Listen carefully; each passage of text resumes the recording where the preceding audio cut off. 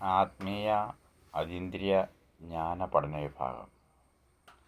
ആരും ചിന്തിക്കാത്ത ഒരു വിഷയമാണ് ഈ ശരീരം എങ്ങനെ ഉണ്ടായി നിലനിൽക്കുന്നു, ശരീരം ഉണ്ടാവാൻ കാരണമെന്താണ്. ഈശ്വരൻ സർവവ്യാപിയായി നിൽക്കുന്ന നിത്യമായ നിശ്ചലമായ അറിവാണ് ഈശ്വരൻ. അറിവിനെയാണ് നാം ഈശ്വരൻ എന്ന് വിളിക്കുന്നത്. അത് ജ്ഞാനമാണ്, അത് ബോധമാണ്, അത് നിർഗുണമാണ്, നിരാകാരമാണ്, നിത്യസത്യവസ്തുവാണ്, ചലനരഹിതമാണ്. അപ്പോൾ ഉദാഹരണം പറഞ്ഞാൽ, ബലൂൺ എന്തിനാണ് ഉണ്ടായതെന്ന് വെച്ചിട്ടുണ്ടെങ്കിൽ ഒരു വായുവിനെ പ്രത്യേക ഒരു തരത്തിൽ കേന്ദ്രീകരിച്ചൊരു അതിനെ ഉൾക്കൊള്ളുന്ന ഒരു ശരീരം അതിന് വേണം. വായു പ്രകാശിപ്പിക്കണമെങ്കിൽ അത് സർവ്വവ്യാപിയായി അത് അവിടെ ഉണ്ട് വായു. ആ വായുവിനെ ഒന്ന് ഒരു ഭാഗത്തേക്ക് മാറ്റണമെങ്കിൽ, ഒരു വസ്തുവിൽ കേന്ദ്രീകരിച്ച് നിലനിർത്തണമെങ്കിൽ ഒരു ബലൂൺ ആവശ്യമാണ്. അത് ആ ബലൂൺ അതിൻ്റെ ശരീരമാണ്. അതായത് ശരീരമുണ്ടെങ്കിൽ ആ ബലൂണിൻ്റെ ആ വായുവിൻ്റെ സാന്നിധ്യം നമുക്കറിയാൻ കഴിയുന്നു. ആ വായുവിൻ്റെ സാന്നിധ്യം, അതേപോലെ അറിവായിരിക്കുന്ന ആ ഈശ്വരൻ്റെ സാന്നിധ്യം അറിയണമെങ്കിൽ ഒരു ശരീരം വേണം. അപ്പോഴെന്താണ്? ആ ശരീരമാണ് ഇവിടെ നിർമ്മിച്ചിരിക്കുന്നത് ഈശ്വരൻ പഞ്ചഭൂതങ്ങൾ കൊണ്ട്, അതായത് അറിവ്. അപ്പോൾ ഈ ശരീരം നിർമ്മിച്ചപ്പോൾ എന്തായിരുന്നു ഇവിടെ? ശരീരം നിർമ്മിക്കാൻ ഇച്ഛിച്ചപ്പോൾ ഇവിടെ റോ മെറ്റീരിയൽസ് ഇല്ല. അപ്പോൾ തന്നിൽ നിന്നും 3 ഗുണങ്ങളെയാണ് ഈശ്വരൻ പ്രകാശിപ്പിച്ചത്: നല്ലത്, ചള്ള്, മിശ്രം. അതിന് നമ്മൾ ആധ്യാത്മിക രീതിയിൽ സാത്വികം, രാജസം, താമസം എന്നീ 3 തലത്തിൽ രീതിയിൽ പറഞ്ഞു. അപ്പോൾ ഈ 3 ഗുണങ്ങളുടെ ഈ സച്ചിദാനന്ദ സ്വരൂപമായ നിത്യവസ്തുവിൽ ഇരുന്നപ്പോൾ അതിൽ നിന്നും അത് പഞ്ചഭൂത തന്മാത്രകളെ അങ്ങോട്ട് സൃഷ്ടിച്ചു. പഞ്ചഭൂതങ്ങൾ കൊണ്ടാണ് അപ്പോൾ ശരീരം നിലനിൽക്കുന്നത്. ആകാശം, വായു, അഗ്നി, ജലം, ഭൂമി. ഇതാണ് പഞ്ചഭൂതങ്ങൾ. ഇത് 3 ഗുണങ്ങളിലാണ് ഇതിലെല്ലാം. ഈ 3 ഗുണങ്ങളാണ് ഇവ നിൽക്കുന്നത്. ആ 3 ഗുണങ്ങളിലാണ് ഈ പഞ്ചഭൂതങ്ങൾ നിൽക്കുന്നത്. അല്ലാണ്ട് ഇത് മായയോ അല്ലാതെ, ഇത് ശാസ്ത്രസത്യമാണ്. ഈ 3 ഗുണങ്ങളാണ് ഈ ശരീരം നിലനിൽക്കുന്നത്. അത് കെട്ടുകഥയല്ല, ഇത് ഊഹാപോഹമല്ല, ഇത് പരമസത്യമാണ്. ഈ 3 ഗുണങ്ങളിൽ ഈ ശരീരം നിലനിൽക്കുന്നു. അപ്പോൾ ഈ ശരീരം എവിടെ നിൽക്കുന്നത്? ഈ ശരീരം നിലനിന്നപ്പോൾ അതിന് കർമ്മേന്ദ്രിയങ്ങൾ, ജ്ഞാനേന്ദ്രിയങ്ങൾ, അതായത് ജ്ഞാനേന്ദ്രിയ അറിവിനെ പ്രകാശിപ്പിച്ച് നിലനിർത്തുന്ന ഈ ഈശ്വരൻ അറിവാണെങ്കിൽ ആ അറിവിനെ അറിയുന്നതാണ്. കണ്ടറിയുന്നു, കേട്ടറിയുന്നു, മണത്തറിയുന്നു, രുചിച്ചറിയുന്നു, സ്പർശിച്ചറിയുന്നു. അപ്പോൾ അതാണ് ജ്ഞാനേന്ദ്രിയങ്ങൾ. അപ്പോൾ അതായത് അറിവ്. എന്താണ് അറിവ്? ഇപ്പോൾ ഈ ജ്ഞാനേന്ദ്രിയങ്ങളോട് ഇത് ഉപകരണമാണ് അറിവിനെ ഉപകരിക്കുന്നത്. ഈ അറിവിൻ്റെ ഉപകരണങ്ങളെയാണ് നാം പുറമേ കാണുന്നത് മുഴുവനും. ഉപകരണങ്ങളെ, ആ ഉപകരണം നിലനിൽക്കണമെങ്കിൽ നാം നിൽക്കുന്ന അറിവ് ഉള്ളിൽ അറിവുണ്ട്. ആ ഉള്ളിൽ അറിവെന്ന് പറഞ്ഞാൽ എന്താ? അറിവിൽ ശരീരം ഇരുന്നുകൊണ്ടാണ് ഉള്ളിൽ വന്നത്. വാസ്തവത്തിൽ ഉള്ളിലല്ല, അറിവിലാണ് ശരീരം ഇരിക്കുന്നത്. അപ്പോൾ ഉള്ളിൽ അറിവ്, അങ്ങനെ വിചാരിച്ചോളൂ. ഉള്ളിൽ അറിവുണ്ട്. ആ അറിവിനെ പ്രകാശിപ്പിക്കുവാനുള്ള ഉപകരണം മാത്രമാണ് ശരീരം.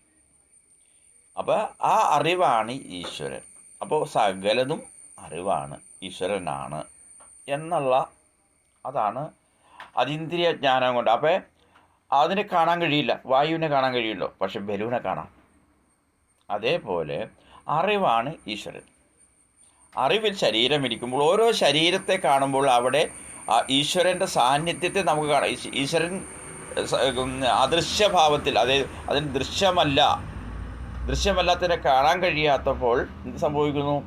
ആ ശരീരം ഉൾക്കൊള്ളുമ്പോൾ ആ ശരീരത്തെ പ്രകാശിപ്പിച്ച് നിലനിർത്തണമെങ്കിൽ ഒരു പരമസത്യം വേണം എന്നുള്ള അറിവ്.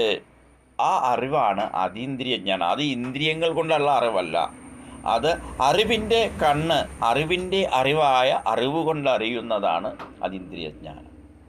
അപ്പം അതീന്ദ്രിയ ജ്ഞാനം എന്ന് പറഞ്ഞാൽ ആ ഇന്ദ്രിയങ്ങളെ കൊണ്ട് ഗ്രഹിക്കുന്നതല്ല, അത് അറിവ് കൊണ്ട് അറിയുന്നതിനെയാണ് അതീന്ദ്രിയ ജ്ഞാനം എന്ന് പറയുന്നത്. അതീന്ദ്രിയ ജ്ഞാനത്തിലൂടെ, അതായത് അറിവിലൂടെ നോക്കിയാൽ ഈ കാണുന്ന സകല വസ്തുക്കളും പ്രകാശിക്കണമെങ്കിൽ ഒരു അറിവിലിരിക്കുന്നത് കൊണ്ടാണ്. ആ അറിവിനെ നാം ആത്മാവെന്ന് വിളിക്കുന്നു. ആത്മാവിലിരിക്കുന്നത് കൊണ്ടാണ് ഇവയൊക്കെ സ്ഥായിയായി നിലനിന്നു പോകുന്നത്.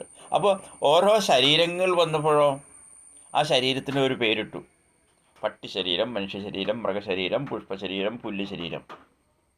ബലൂൺ ഊതി ഉറപ്പിക്കുമ്പോൾ എന്താ സംഭവിക്കണേ? കുരങ്ങ് ബലൂൺ ഉണ്ടാവും, ചിലപ്പോൾ ബോൾ ബലൂൺ ഉണ്ടാവും, ചിലപ്പോൾ ലവ് ചിഹ്നത്തിൻ്റെ ആകൃതിയിലുള്ള ബലൂൺ ഉണ്ടാവും. അങ്ങനെ പലതായി തിരിയുന്നത് പോലെ അവയുടെ എല്ലാം സത്ത ഒന്നാ. അതേപോലെ എല്ലാത്തിൻ്റെയും ചൈതന്യം അറിവാ. അത് ഈശ്വരൻ എല്ലാം ഒന്നാണ്. ആ ഏകമായ സത്യത്തിൽ പലതായി തോന്നിക്കൊണ്ടിരിക്കുന്നതൊന്നും ഇല്ലാത്തതാണ്. ഉള്ളത് നിത്യവസ്തുവായ സത്യസ്വരൂപനായ ആത്മാവ് മാത്രമാണ്. അവയിൽ ശരീരം മുങ്ങിക്കുളിക്കുമ്പോൾ, ഈ ശരീരത്തിന് നമ്മൾ ഉണ്ണുമ്പോഴും ഉറങ്ങുമ്പോഴും ശരീരത്തിൻ്റെ അവയവങ്ങളും എല്ലാം പ്രകാശിച്ച് പ്രവർത്തിക്കുന്നത് അറിവ് കൊണ്ടാണ്, ആ ഈശ്വരനെ കൊണ്ടാണ്. ആ യഥാർത്ഥമായ ആ ഈശ്വരനെ ആശ്രയിക്കുന്നത് വഴി അതാണ് തന്നെ പ്രൊട്ടക്റ്റ് ചെയ്യുന്നത്. അല്ലാണ്ട് അതിന് ഇടനിലക്കാരനായിട്ടിരിക്കുന്ന ഏതെങ്കിലും നാമരൂപത്തോടു കൂടിയിരിക്കുന്ന ഒരു ഈശ്വരനല്ല തന്നെ സംരക്ഷിക്കുന്ന. നാമരൂപരഹിതമായ ഏകമായ ആ പരമസത്തയായ നിർഗുണമായ നിരാകാരമായ ആ സച്ചിദാനന്ദ സ്വരൂപനാണ് തൻ്റെ പ്രൊട്ടക്ഷൻ എന്നറിഞ്ഞ് നമുക്ക് രോഗങ്ങളോ ദുരിതങ്ങളോ ഒന്നും ഏൽക്കില്ല. കാരണം അതിൻ്റെ പ്രൊട്ടക്ഷനാണ് നിൽക്കണേ. ആ ആത്മാഭാവത്തെ അറിവിനെ അറിയിക്കാതിരിക്കാനാണ് പ്രകൃതി വാസനാരൂപത്തിൽ കർമ്മങ്ങൾ കൊണ്ടുവരുന്നത്, ചിന്തകൾ വരുന്നത്. ചിന്തകളില്ലെങ്കിൽ ശരീരം അനങ്ങില്ല, പ്രവർത്തിക്കില്ല. അപ്പോൾ ചിന്ത എന്താണ്? ആത്മാവിന് ചിന്ത വേണ്ട. അപ്പോൾ പുറമേ നിന്ന് വരുന്ന കർമ്മ വാസനകൾ, പൂർവ്വജന്മ വാസനകൾ, ഇപ്പോഴുണ്ടാവുന്ന ഗുണമനുസരിച്ചിട്ടുള്ള വാസനകൾ, കർമ്മം ചെയ്യുവാൻ പ്രേരിതമായിട്ടിരിക്കുന്ന വാസനകൾ, ഈ വാസനകൾ ചിന്താരൂപത്തിൽ അല്ലെങ്കിൽ ബാധാരൂപത്തിൽ അല്ലെങ്കിൽ എന്താ പറയണേ വാസനാരൂപത്തിൽ ശരീരത്തിൻ്റെ അകത്ത് വന്നപ്പോൾ ആ ശരീരത്തിൻ്റെ അന്ധകരണമെന്ന് പറയാം. അത് പ്രകാശിച്ച് പ്രവർത്തിക്കുമ്പോൾ മനസ്സെന്ന് പറയാം. മനസ്സും ബുദ്ധി കൊണ്ട് തീരുമാനിച്ച് അത് പ്രവർത്തിക്കുമ്പോൾ ശരീരവും മനസ്സും ചേരുമ്പോൾ ആത്മാവിന് ശരീരവും മനസ്സും വേണ്ടാത്തപ്പോൾ വേറിട്ടൊരു തോന്നലുണ്ടാകുന്നു. ആ തോന്നൽ മാത്രമാണ് ജീവഭാവം.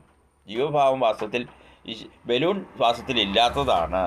ഉള്ളത് വായുവിൻ്റെ ഒരു കൂട്ടത്തെ ശേഖരിച്ച് വെച്ചിരിക്കുന്ന ഒരു വസ്തുവാണ്. അല്ലാണ്ട് വായുവാണ്. അത് വായു പുറത്തുനിന്ന് കൊണ്ടുവന്നല്ല, അത് ഓൾറെഡി അവിടെ ഉള്ളത് കൊണ്ട് അത് വായു അതിൻ്റെ അകത്ത് വരുന്നു എന്നേ ഉള്ളൂ. അതേപോലെ സർവ്വവ്യാപിയായി ഈശ്വരൻ സർവ്വത്ര നിറഞ്ഞു നിൽക്കുന്നത് കൊണ്ട് അതിൽ ശരീര മനസ്സുകൾ അറിവായതുകൊണ്ട് ശരീരത്തിൻ്റെ ചലനങ്ങളും മനസ്സിൻ്റെ ചിന്തയും അറിവറിയുന്നത് ഈ ശരീര മനസ്സും ചേർന്നിരിക്കുന്ന ജീവഭാവം തൻ്റെ അറിവാണെന്ന് തെറ്റിദ്ധരിക്കുന്നു. അപ്പോൾ തൻ്റെ അറിവ് കൊണ്ട് അപ്പം ആ അഹങ്കാരമാണ് ഇവിടെ പാപപുണ്യങ്ങളെ സൃഷ്ടിച്ച് ഞാൻ ശരീരമല്ല മനസ്സല്ല, ശരീരവുമാണ് മനസ്സാണെന്ന് തെറ്റിദ്ധരിച്ച് വ്യക്തിഭാവം പൂണ്ടിരിക്കുമ്പോൾ അതിന് നന്മയും തിന്മയും പാവവും പുണ്യവും സംഭവിക്കുമ്പോൾ അതനുഭവിച്ച് തീരുവാനാണ് ജന്മങ്ങൾ എടുക്കുന്നത്. അപ്പം താൻ അറിവാണെന്ന് അറിഞ്ഞ തന്നിൽ വന്നു ചേരുന്നതാണ് ഈ വാസനകൾ, ഈ കർമ്മമൊന്നും തനിക്കില്ല. താൻ നിരാകാരനായ ചലനരഹിതമായിരിക്കുന്ന ബോധസത്യമാണ്. ജനിച്ചതും മരിക്കുകയൊക്കെ ചെയ്തത് തന്നിൽ ജലശരീരങ്ങളും മനസ്സുമാണ്.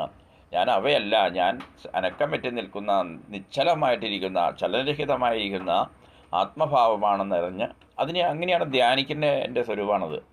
അങ്ങനെ ആത്മഭാവമാണെന്നറിഞ്ഞ് നാം ആത്മാവിൻ്റെ പ്രൊട്ടക്ഷനിൽ ഞാൻ തന്നെയാണത് എന്ന് പറയുമ്പോൾ നമുക്ക് അന്യമായ വിഷയങ്ങൾ ഇവിടെ ഇല്ലാതെയാവുന്നു.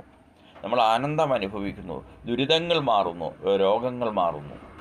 അതാണ് ആത്മീയ അതീന്ദ്രിയ ജ്ഞാനം കൊണ്ട് പഠനം കൊണ്ട് നാം രോഗദുരിതങ്ങളിൽ നിന്നും മോചനം സംഭവിക്കുന്നത്.